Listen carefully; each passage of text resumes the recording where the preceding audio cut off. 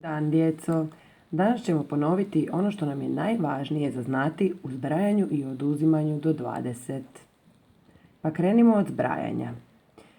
Uzmimo primjer. 10 plus 3 jednako je 13. Bravo. Kako nazivamo brojeve koje možemo pronaći u zbrajanju? Prvi broj nazivamo prvi pribrojnik, drugi broj drugi pribrojnik, a rezultat zbrajanja je zbroj. Pa idemo sada riješiti nekoliko primjera. 10 plus 5 jednako 15. 10 plus 7 jednako 17. 12 plus 5 jednako 17. 14 plus 4 jednako je 18.